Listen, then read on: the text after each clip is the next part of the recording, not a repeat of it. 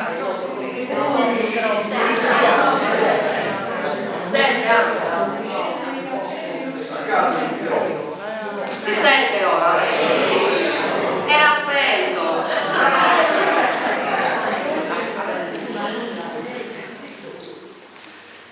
Allora, io inizio con una frase che ci ripeteva il maestro e diceva così: chissà se quando sarete grandi, magari medici, ingegneri, ferraioli, pastori, contadini, insegnanti, chissà se vi ricorderete ancora del caro e vecchio signor maestro. E noi, signor maestro, siamo qua. Allora, questo vuole essere un insieme di ricordi, un amarcord, misti a un pizzico di nostalgia per ricordare il metodo, l'imparzialità, l'impegno del nostro maestro Letta. E adesso vi facciamo vedere come eravamo.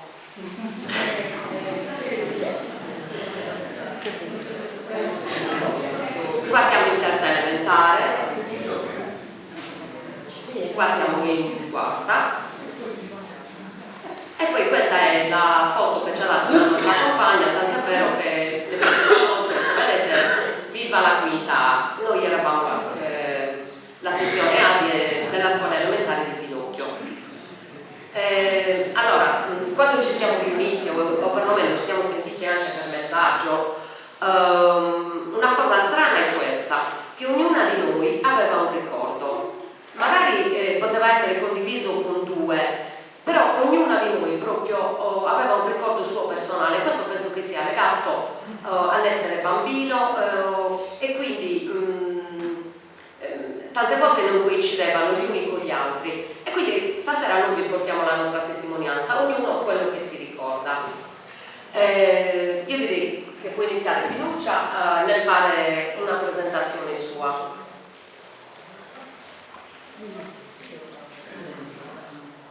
Si sente, sì. Allora, se penso al mio maestro, non posso fare a meno di ricordare il gruppo di bambine che eravamo, l'allegria con cui varcavamo la soglia della nostra aula e le ore della giornata scolastica che volavano via velocemente tra attività didattiche e lunghi momenti di gioco ricchi di affettività e di emotività. Io credo di non aver mai avvertito il peso dell'impegno o della fatica, ma di aver vissuto le esperienze di quegli anni della scuola elementare come un gioco piacevole e coinvolgente dal punto di vista emozionale. E tutto ciò che riesce a suscitare emozioni rimane impresso nella memoria per sempre. Mi piace guardare al mio maestro con occhi di bambina e insieme alle mie compagne di classe ricucire piccoli tasselli di tutti quei momenti in cui siamo state veramente protagoniste del sapere e della conoscenza, costruita giorno dopo giorno in un clima di serenità, collaborazione e rispetto reciproco.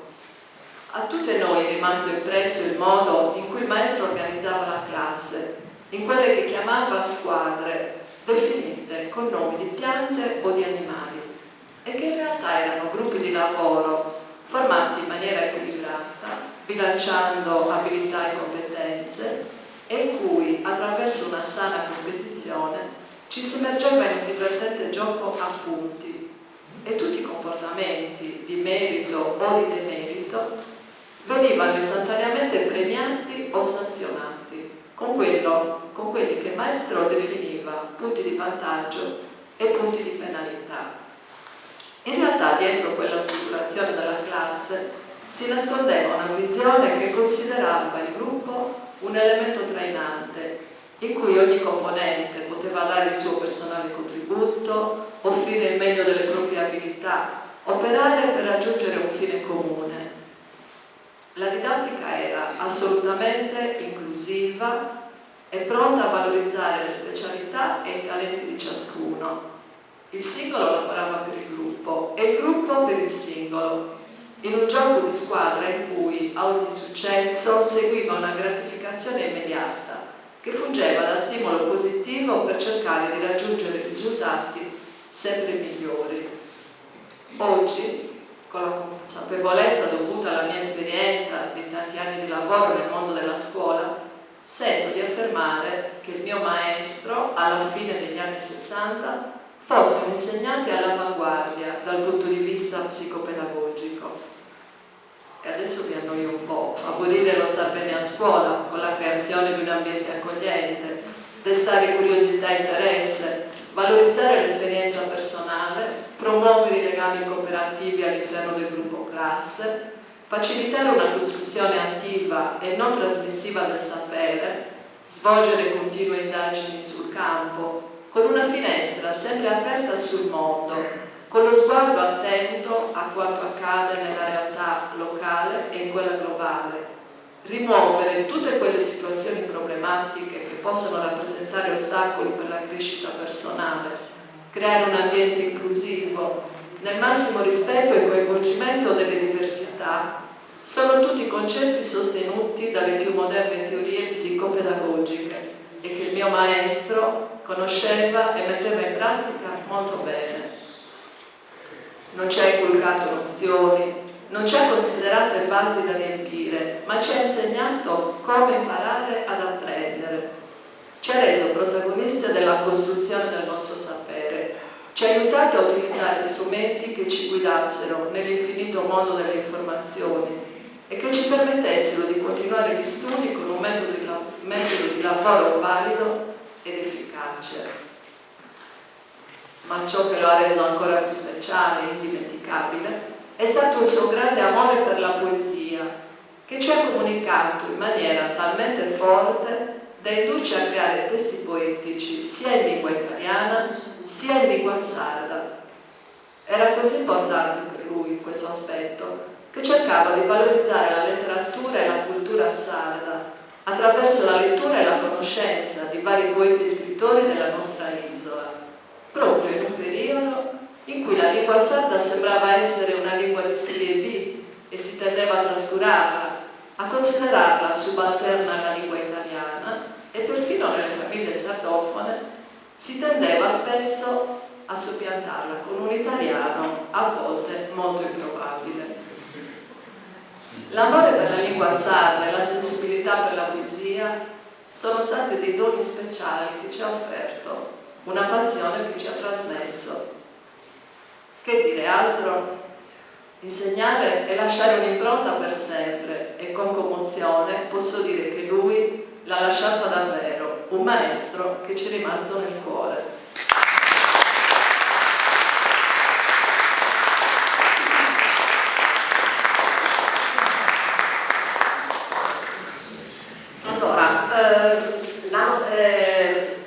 Le attività in classe si svolgevano in modo un po' particolare secondo i nostri ricordi. Noi facevamo allora, appena si entrava in classe, le classiche preghierine, poi che ne so, un'ora la dedicavamo al canto, soprattutto i cori degli alpini, che allora in terza elementare ce li ha insegnato. In quarta eravamo già proprio un coro ben definito, anche con le seconde voci. Quindi, cioè eravamo dei propri cantori. Poi ci faceva fare teatro, perché magari leggevamo un testo e ce lo faceva rappresentare. E oltre alle solite materie didattiche, un'altra cosa che ci ha insegnato è l'amore per la poesia, sia in italiano che in sardo, e la tutela anche del sardo. Allora, noi facevamo un'ora di lezione di sardo. Siccome tanti di noi provenivano da paesi diversi, che ne so io, i miei erano di Bono, c'era magari quelli di Dina erano del sud della Sardegna, no? Comunque c'era qualcuno del sud, del centro, e quindi lui faceva così, che ne so, ci diceva oggi analizzate, che ne so, tutto quello che vedete in cucina, e lo scrivete in italiano e poi in sardo. E quindi, che ne so, se il mestolo veniva chiamato Trudda, Deludda, eccetera, andava bene. E quindi c'era proprio un insegnamento e noi le abbiamo prese. In più io mi ricordo che ci dava delle regolette. Che ne so, se tu impari bene il sardo riesci a scrivere bene in italiano. Io ho questo ricordo. Se una parola in sardo finisce con la lettera D, allora in italiano alla fine devi mettere una sola T. Faccio un esempio: andato, andato, approvato, fatto. cioè questo è giusto per farvi capire. Poi l'altra cosa che ci ha insegnato, come vedete, io qua ho una voce del Logudoro del dicembre 68. Allora lui ci spronava a scrivere, però ci gratificava, perché poi queste poesie ce le pubblicava sia nella voce del Logudoro. Questa per esempio a Tuzzo è una poesia che avevo scritto io e Pinuccia, perché lavoravamo a 4 mani. Poi ce n'era anche Silvia, forse tu da sola, e le potevi scrivere sia in italiano che in sardo e poi ti dava questa gratificazione. Allora, io sapevo che questa poesia era stata pubblicata anche sulla Nuova Sardegna. Allora, il Logudoro l'ho trovato a casa di mia mamma, invece la Nuova Sardegna no, quindi mi sono presa la briga la settimana scorsa, sono andata alla Biblioteca Comunale di Sassari, dove ci sono digitalizzate tutte le Nuove Sardegna dal primo anno, dal 1800, non voglio dire fesserie, fai 1860 ad oggi. Quindi mi sono collegata e ho preso, siccome questa era stata pubblicata nel 68, mi sono controllata le Nuove Sardegna dal ottobre 68 a marzo 69, però il mio intento era cercare quella di Silvia, e invece ho trovato stranamente sempre la nostra, cioè ci sono stata 2 ore e mezza per trovare questa. Ecco, questa per esempio è la Nuova Sardegna del 27 novembre 68. Ah no, dicembre. E c'è poesia di bambine ed è sempre quella poesia che ci avevano pubblicato. Quindi, a leggere, non era bella, chi la legge? No,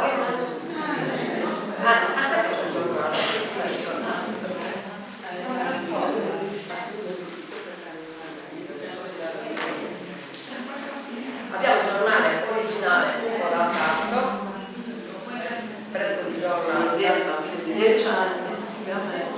Allora, il giornale è questo. E non dite che non è autentico. È autentico, Allora, il titolo è Atunzu. S'Atunzu, topi e Caribiru, e con esse la forza dal Wenders, che si canta con sueto indemoniato a satapare casa sazzente.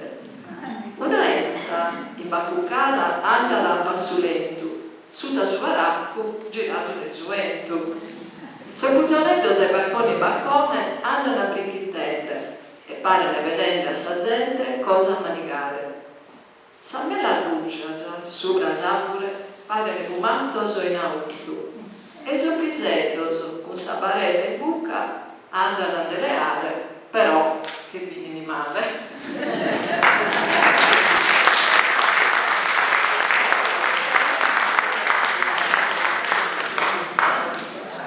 Ricordate l'età che aveva? allora, questa avevamo 10 anni, eravamo in quinta elementare, però come vedete sopra c'è Attesa di Natale che nel libro del maestro è intitolata Vigilia di Natale, e anche questa è molto bella, quindi lui metteva una poesia sua e un lavoro nostro, quindi cioè, per noi questo era gratificante, cioè. Poi che dirvi, ci divideva, come ha detto Pinuccia,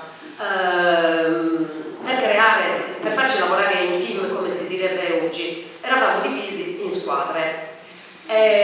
Allora ogni squadra aveva un capitano, allora il capitano, il suo ruolo era, si accertava che tutti i bambini avessero fatto bene i compiti, poi c'era il segretario e il suo compito era controllare che tutti avessero il materiale didattico, e il commissario di pulizia,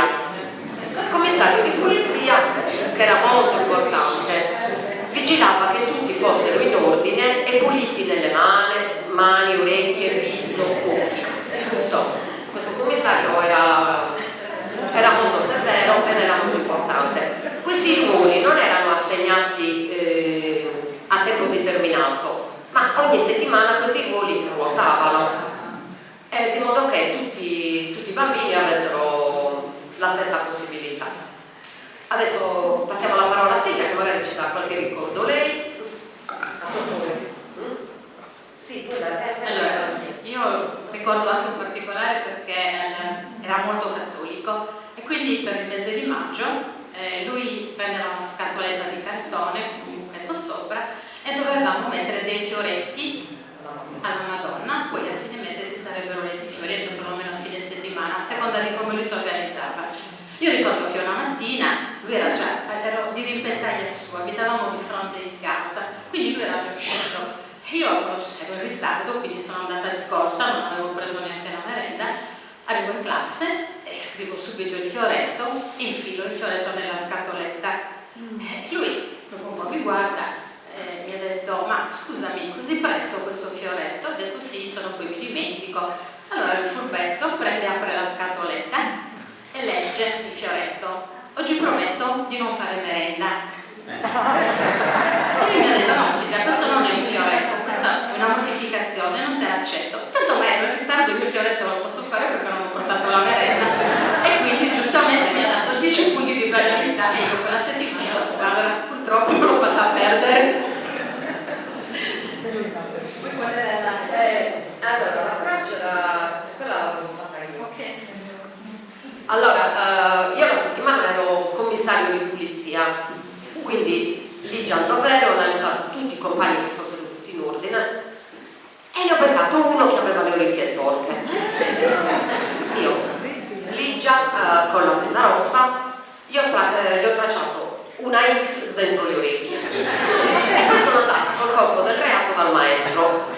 Ho portato il bambino, il maestro ha fatto si è messo un po' a ridere perché non ha detto niente, mi ha detto va bene, vai a posto.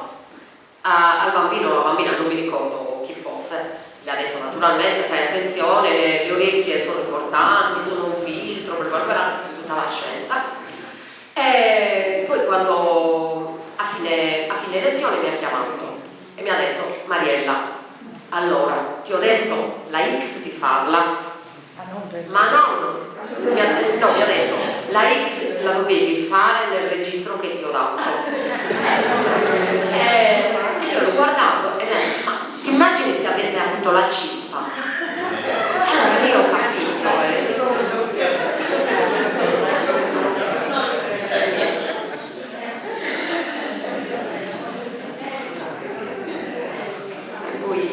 Allora Gabriella, se ci vuoi raccontare qualcosa tu.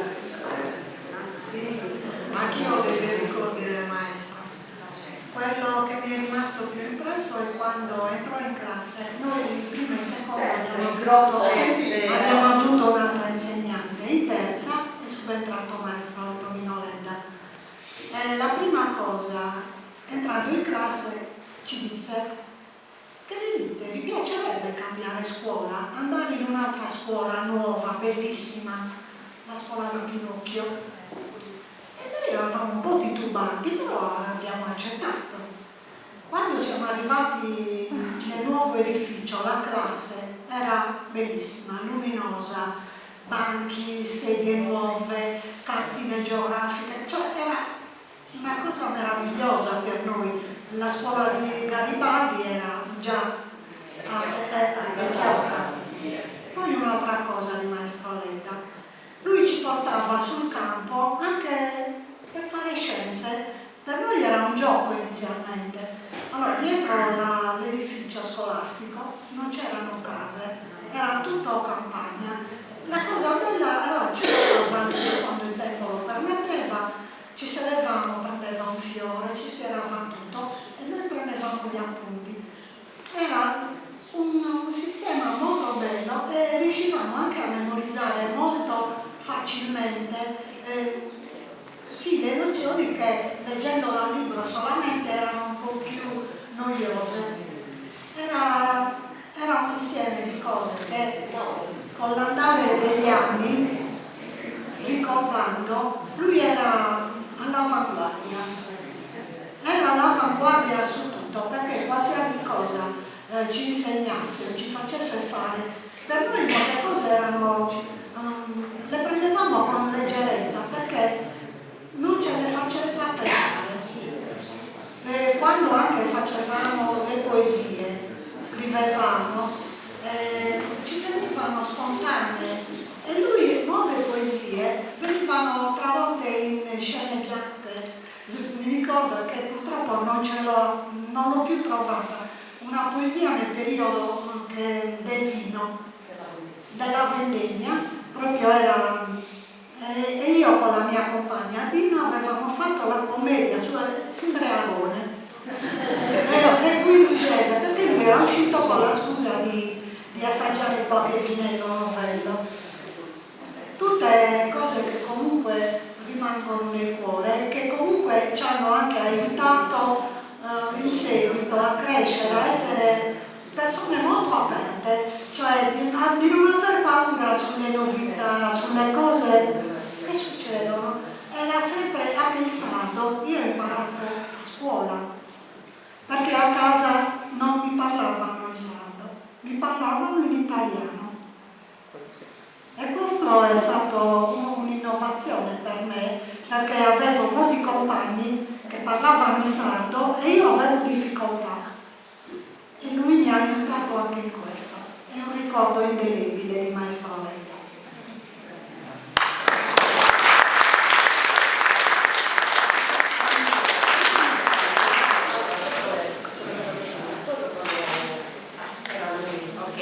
Questa è la testimonianza di un ragazzo che si è portato alunno del Maestro Ledda a Nughedu, 10 anni più grande di noi, però già da allora, 10 anni prima del nostro corso, cioè lui era già all'avanguardia, per cui potete immaginarvi che cos'era.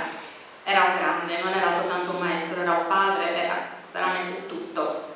Sono stato alunno del Maestro Ledda in quarta elementare a Nughedu e poi amico una volta cresciuto. Un'esperienza magica per quei tempi, unica e innovativa nell'insegnamento. La classe è numerosissima per quei tempi, integrata anche da alunni ripetenti di 3-4 anni. Divenne una classe per la sua preparazione di grande bravura, eccezionale. Inoltre ci ha insegnato a gareggiare nel vivere per la vita. Percorse i tempi della didattica.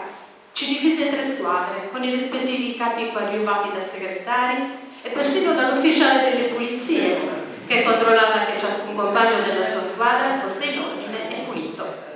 Per ognuno di questi compiti alla squadra si assegnava 1, 2, 3 punti di merito o di demerito. In una bacheca appesa in fondo all'aula, divisa in 3 parti e ognuna intestata a ciascuna squadra, vi si appendeva il miglior tema, il miglior disegno o persino la poesia che l'alunno faceva degno di merito.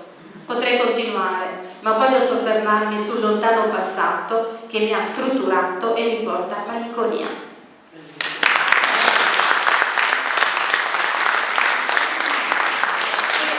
Voglio ricordare anche che a fine settimana la squadra che vinceva, chiaramente, aveva anche un premio. Quindi poteva essere un goniometro, una piccola squadra, una gomma, cioè ci gratificava anche materialmente. Quindi per noi non era tanto il voler vincere, era dimostrare al maestro che eravamo degni della sua fiducia. Questo per me è stata una grande cosa.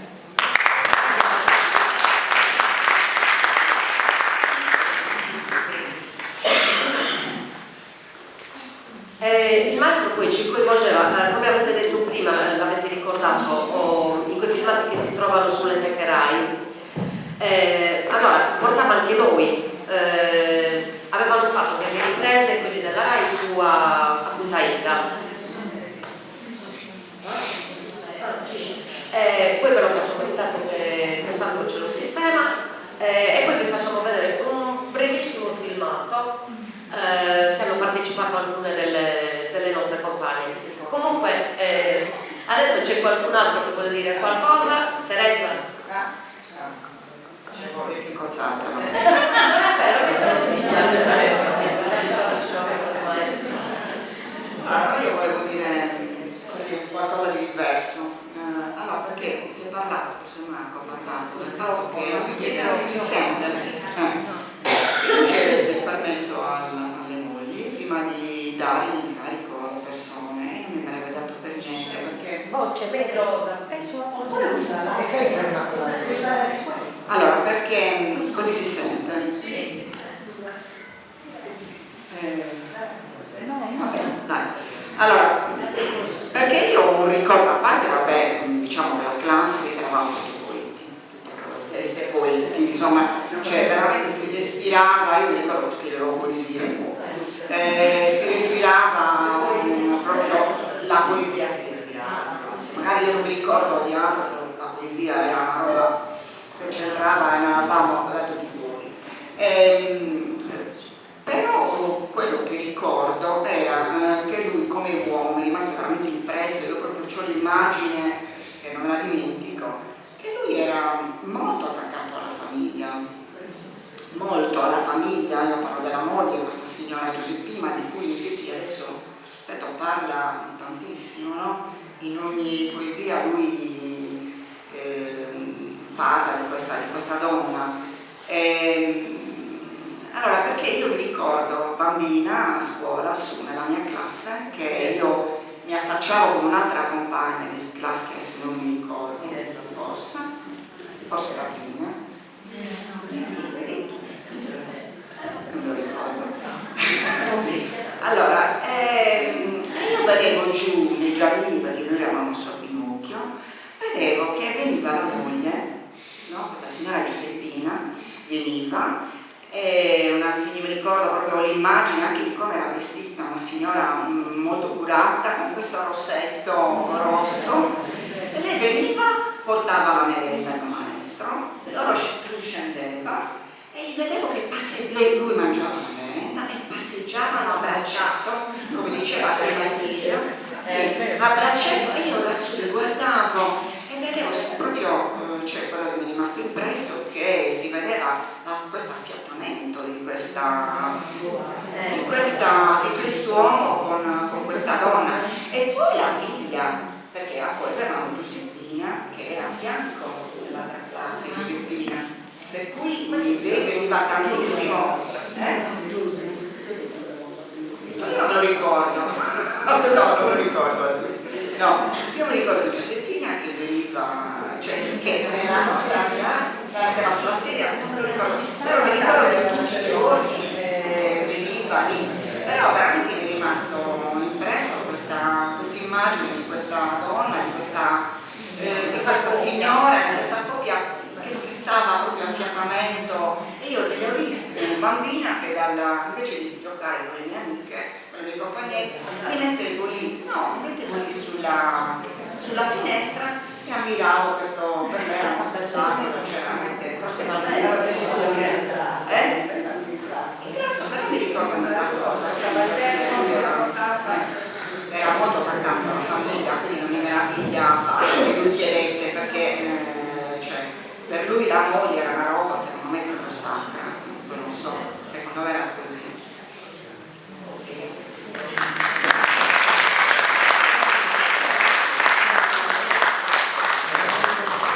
Allora, noi stavamo aspettando un altro che non era nella nostra classe, però probabilmente ha avuto un imprevisto. Nel frattempo vi facciamo vedere quello che stavo dicendo prima, un piccolo contributo, magari l'avete già visto, e comunque ve lo riproponiamo.